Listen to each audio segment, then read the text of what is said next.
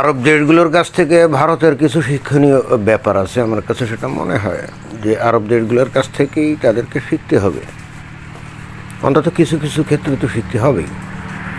এছাড়া ভারতের অখণ্ডতা টিকিয়ে রাখা যেমন একদিকে কঠিন, আবার অন্যদিকে ভারতের উন্নতি করাটাও বেশ কঠিন, এটা কিন্তু বলতেই হবে। তো ঘটনা কি, অর্থাৎ এই আরব দেশগুলোর কাছ থেকে ভারত আসলে কী শিখতে পারে।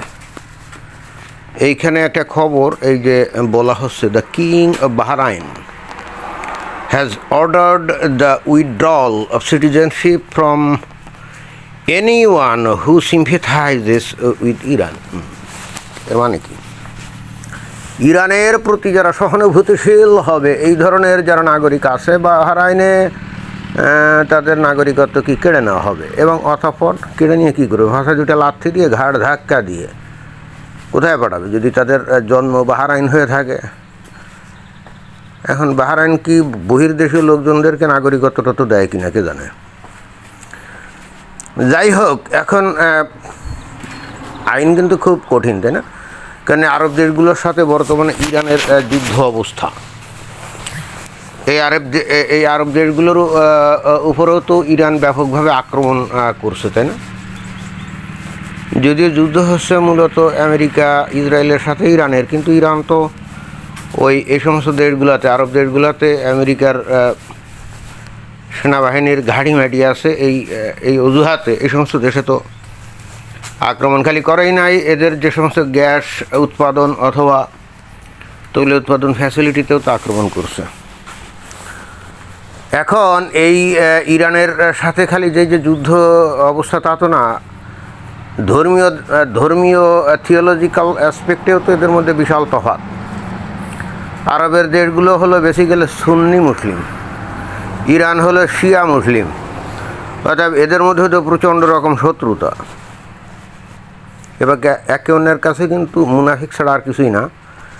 আর অ্যাকর্ডিং টু শারিয়া ল আর অ্যাকর্ডিং টু ইসলামিক ল, মুনাফিকের শাস্তি কি? বিহেডিং, কল্লা ফেলে দেওয়া। তো এখন এই মতো অবস্থায় যখন ইরানের সাথে যুদ্ধ শুরু হয়েই গেছে, আর ইরান যখন বেপরোয়াভাবে এই আরব দেশগুলোর ওপরে ওই মিসাইল মেরেই যাচ্ছে, বা আপাতত বন্ধ আছে, বাট আগে তো মারিছিল। তো এরকম অবস্থায় যদি বাহরাইন অথবা সৌদি আরব, কুয়েত, কাতার ইত্যাদি দেশের কেউ যদি ইরানের প্রতি সহানুভূতিশীল দেখায়, তাহলে এরা কিন্তু, এদের দেশের সরকার কিন্তু এই সিদ্ধান্ত নিতে 1 সেকেন্ড দেরি করছে না যে ওদের নাগরিকত্ব কি রিভোক করে দেওয়া হবে। মনে হয় সৌদি আরব না কুয়েত, কোথায় ওই যে বাংলাদেশের একটা ছেলে দেখছিলাম কী করেছে, ইরান ওই যে মিসাইল টিজাইল মারছিল না এই যে সৌদি আরবে, তো সে খুব উল্লাস সহকারে ওইটা তার ফেসবুকে একটা টিকটক বানাইছিল। অর্থাৎ ইরানের প্রতি সহানুভূতি দেখিয়ে, সমর্থন দেখিয়ে সে উল্লাস করছিল, অথচ সে কাজ করে কিন্তু সৌদি আরবে। তো সৌদি আরবে কাজ করে, সৌদি আরবে টাকা পয়সা আয় উপার্জন করে, সৌদি আরবে তার জীবন জীবিকা চলে, কিন্তু সে ভালোবাসে ইরানকে। তো সৌদি আরব এগুলো কি অ্যালাউ করবে নাকি? তারা ধরে বাসায় দুটো লাথি দিয়ে তারপরে বিমানে তুলে দিয়েছে, এবং সে দেখলাম যে ওই বাংলাদেশে এয়ারপোর্টে এসে মানে ওইটা বলতেছে যে এই ঘটনা, আমি খালি এইটুকু করছি তাতেই আমার এই অবস্থা। হ্যাঁ, তো তাই তো করবা, তোমরা তো বস্তুত মানে অকৃতজ্ঞ প্রজাতির। যার খাইবা, যার নুন খাইবা তার গুণ গাইবা, এটাই তো নিয়ম। তুমি খাইবা দাইবা সৌদি আরবের, খাইবা দাইবা বাহরাইনের, আর গুণকীর্তন করবে ইরানের? না না, এই ধরনের অধিকার তোমার নাই। তো এখন যে প্রথমে বলছিলাম যে এদের কাছ থেকে ভারতের শিক্ষণীয় কিছু আছে।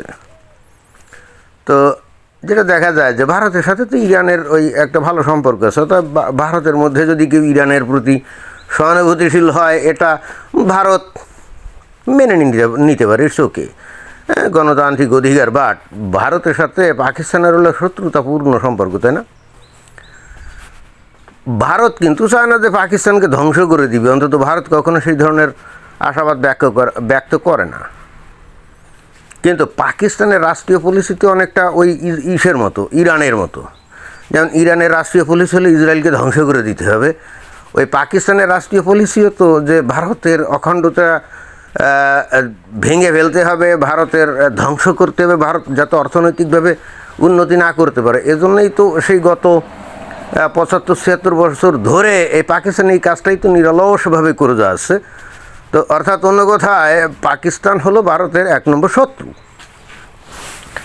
কিন্তু অত্যন্ত দুর্ভাগ্যের বিষয়, এই ভারতে প্রচুর লোক আছে, বিশেষ করে মুসলিম সম্প্রদায়ের, যারা নাকি খোদ ভারতে বসে ভারতের খায়, ভারতের বুকে তাদের জীবন জীবিকা অর্জন করে এবং পাকিস্তানের গুণগান গায়, পাকিস্তান জিন্দাবাদ স্লোগান দেয়। বিশেষ করে কাশ্মীরে তো এটা ভালোই দেখা যায়। তো তাহলে এরা যে ধরনের ট্রিটমেন্ট এরা বোঝে, মানে এরা যে ভাষা বোঝে, ভারতের উচিত না সেই ভাষায় কথা বলা? ভারত তো ওই যে আরব দেশের কাছ থেকে শিক্ষা নিয়ে তারা তো ওই আরবরা যে অ্যাকশান তারা বাস্তবায়ন করছে, যেমন যে ইরানের প্রতি সিম্প্যাথাইজ হলে তারা ফাঁসাল হাত দিয়ে নাগরিকত্ব খেড়ে নিয়ে তাড়িয়ে দিবে, ব্যাস। তো আমার তো মনে হয় যে ভারতের ওই একই ফর্মুলা খাটানো উচিত। এবং এইটা যদি খাটায় তাহলে এক পর্যায়ে কিন্তু এই যারা নাকি ভারতের মধ্যে বসেও পাকিস্তান জিন্দাবাদ দেয় বা পাকিস্তানের প্রতি প্রীতি অনুভব করে, হয়তো কিছুটা দমতে পারে। আর যদি না না না তার গণতান্ত্রিক অধিকার আছে, অমুক আছে, সমুক আছে, যদি এই সমস্ত অ্যালাউ করা হয়, তাহলে তারা তো ওই ভারতের খাবে, ভারতের পড়বে, আবার ভারতের ধ্বংস কামনা করবে, তাই না? বিষয়টা কি তাই না? এবং এই যে এই টাটা সার্ভিস সেন্টার না কি জানি, টাটা সার্ভিস সেন্টার না কি একটা তো ধরা পড়লো না নাসিকে, যে সেখানে ওই কিছু মুসলমান লোকজন চাকরি করে, তো ওখানে হিন্দু যে মেয়েরা চাকরি করে বা ছেলেরা চাকরি করে, তাদেরকে নানাভাবে তারা মানে পাকিস্তানপন্থী করে, মানে বুঝায় যায় তোমাদের হিন্দু ধর্ম খারাপ, ইসলাম ধর্ম ভালো, এগুলো বুঝায় টুঝায় নাকি অনেককে নাকি রেপ করছে এবং অনেকে ধর্ম নাকি পরিবর্তন করে ফেলছে। চিন্তা করে দেখছেন? তো ভারতের বুকে বসে খায় থাকে, অথচ ভারতের মানুষের ক্ষতি সাধন করার জন্য তারা কত সুন্দরভাবে মানে কাজ করে যাচ্ছিল, তাও ধরা পড়ে নাই। কি অদ্ভুত ব্যাপার না? কোনো মুসলিম দেশে যদি এরকম অমুসলিমরা এই একই ধরনের কর্মকাণ্ড করতো, তাহলে তার প্রত্যেককে ধরে মুসলমানরা একেবারে রাস্তায় পিটায়, মব তৈরি করে পিটায় মেরে ফেলতো। বাট ভারত দেখলাম যে পুলিশ দিয়ে ধরিয়ে নিয়ে গেছে, কিছুই তো হয়নি। ওই যে ভারতের লোকজন বলে তারা নাকি খুব সহিষ্ণুতা সবার সাথে চলে না। আপনার কুত্তাটা মনে করেন যে ভালোবাসেন, কোনো সমস্যা নেই, র্যাবিস ভাইরাসে আক্রান্ত হয়ে গেল, এইবার আপনি সহিষ্ণুতা সহকারে তার যত্ন করতে গেলেন, সে আপনাকে কামড়ে দিলে আপনি র্যাবিস ভাইরাসে আক্রান্ত হবেন না। সহিষ্ণুতা তাদের সাথেই চলে যারা সহিষ্ণুতার মর্ম বোঝে, তাই না? আর যারা সহিষ্ণুতার মর্ম বোঝে না, বরং দুর্বলতা মনে করে। ভারতের লোকজন কি মনে করেন নিজেদেরকে কে জানে? ওরা ভাবে যে তারা যে সহিষ্ণুতা দেখাচ্ছে, যে পরমাত্ম সহিষ্ণুতা দেখাচ্ছে অন্যের প্রতি, এটা বোধ হয় তাদের মহত্বের লক্ষণ। জি না, তোমরা যাদের প্রতি এই সহিষ্ণুতা দেখাও না, তারা তোমাদেরকে কি মনে করে জানো? তোমরা দুর্বল, কাপুরুষ, নপুংসক।